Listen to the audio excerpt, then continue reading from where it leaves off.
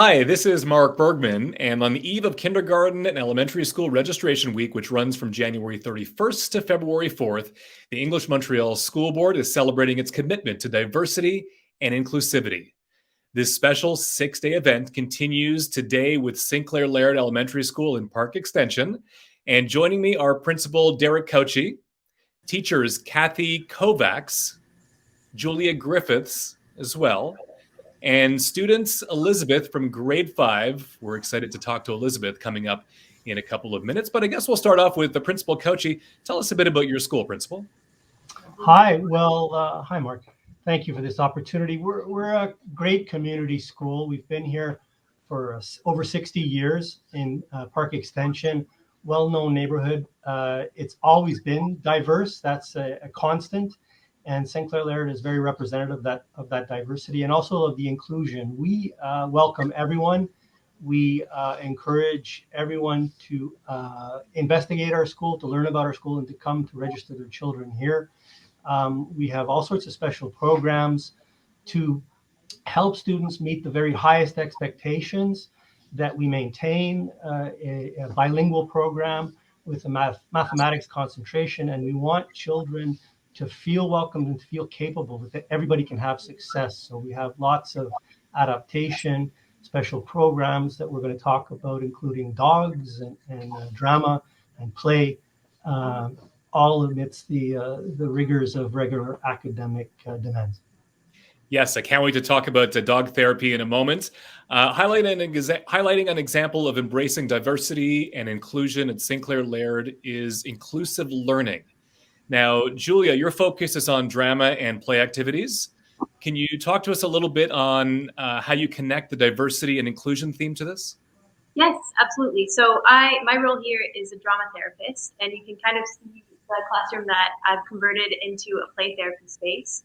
So a way that we offer inclusion and diversity is that I get to have a person-centered approach with students. So one-on-one, we get to work together and follow them in their play. So whatever needs they may have or whatever they may be presenting with, we get to really meet them where they're at and make them feel like their needs are met on that one-to-one level. And yeah, the inclusivity of just getting to go back and being available for learning after having that kind of on that one-on-one level. Kathy, let's bring you into the chat. You have a dog therapy program at multiple schools, including Sinclair Laird. Tell us a bit about dog therapy and what does an autism therapy dog do?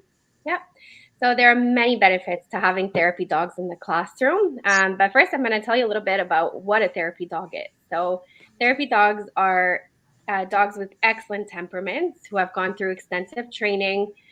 They are trained to remain calm, especially in large groups, such as in classrooms. And they're very comfortable around kids as well. So our two main goals with therapy dogs is basically to improve the students' literacy skills, but also to improve their social skills. So that's more geared towards students that are on the spectrum. So when it comes to increasing literacy skills, the dogs are there to help motivate students when it comes to reading. So it helps foster a love for reading, and it makes it more enjoyable for the students when the dogs are around them. The students feel a lot more at ease reading to dogs, since dogs are seen as non-judgmental beings as opposed to reading to their classmates who they may feel a little bit more nervous about. And it also helps increase the students' attention span and gives them longer focus times. So that's in terms of the literacy skills.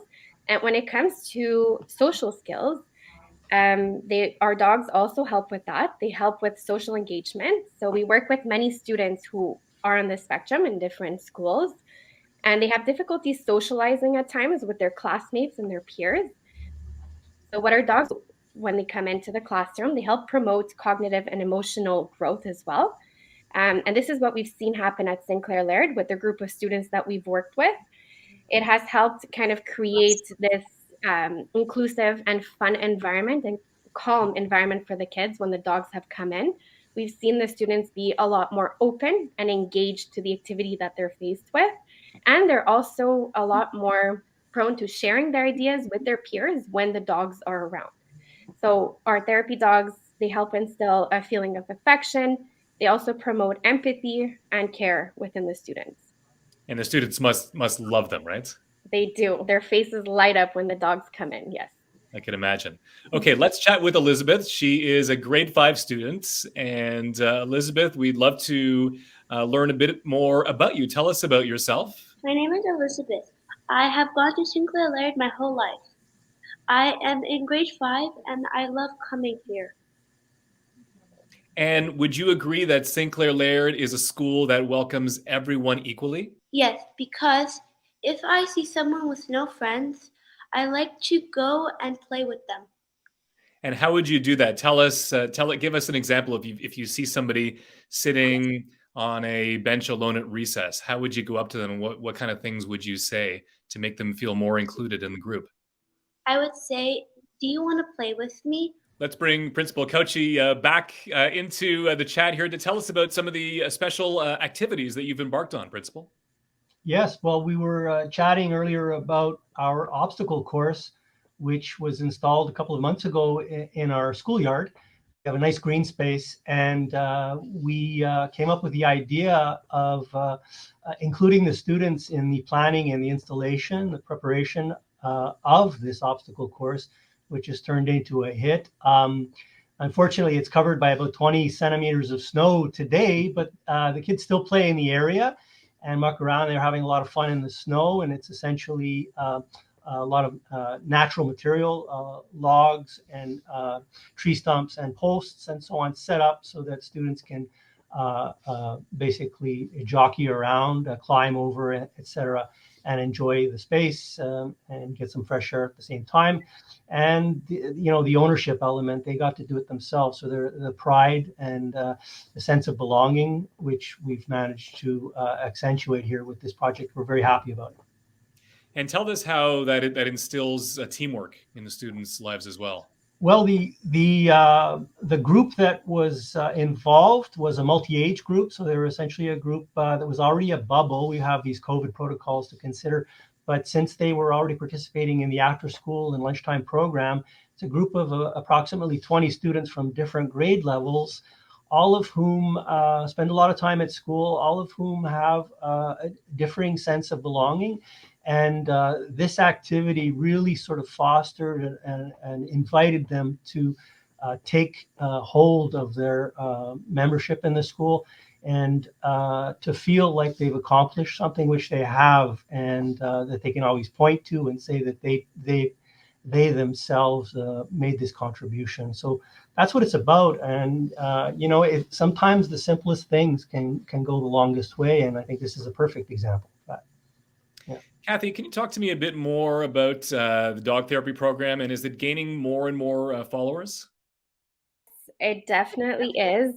We started off with just EMSB schools. So we started off at one school in September. So it's a fairly new program that we've introduced. I know it's been around for a while, but in terms of our the programs that we offer, it's fairly new. But it's gained a lot of popularity very quickly. So we are now in over 10 schools at the EMSB. We've also reached out to Lester B. Pearson School Board and as well as some private schools. And I think more and more schools are realizing that therapy dogs are an excellent way of providing social and emotional support to our students. Not to mention the fact that our students absolutely love seeing the dogs come in. Like I mentioned before, their faces just light up, and it just creates an overall positive school climate when they're in there. Julia, the EMSB is celebrating diversity and inclusion starting in kindergarten. How do you teach children about peers with special needs, particularly at such a young age? Yeah, I think that's a really important question, especially because in kindergarten, often children don't have any codes or diagnoses. So they're really kind of coming in, everyone is kind of on the same level. So it's a really brilliant opportunity to just come as you are, and everyone is a part of something new. And I think it's important to note as well that, bad days don't discriminate, right? Some kids have meltdowns. You don't have to be neurodivergent to have a bad day. So to kind of show that, everyone has good days and bad, everyone has different ways to communicate, to listen, to regulate themselves. So to really offer that up as yeah, just a piece of, we accept all different kinds. So to really enforce that on their first experience in the classroom, I think is something that we really do here for sure. And I just want to bring it back to Principal Cauchi, just, to kind of wrap it up, and diversity and inclusivity at the EMSB. Just tell me in your words what that means to you as we wrap up this chat here this afternoon. I think it's vital. I think it's about giving everyone a chance. I think it's about making everyone feel welcome, that they belong, and that it's not about how good they are or how talented they are or how where they come from. We're all in this together, and we're all doing our very best to make sure that everyone is happy and successful. I mean, that's the mission. Well said. We thank you all for joining us on this chat. And a reminder again that kindergarten and elementary school registration for the 2022-23 at the EMSB is January 1st to February 4th. For info, call 514-483-7200 or log on to emsb.qc.ca.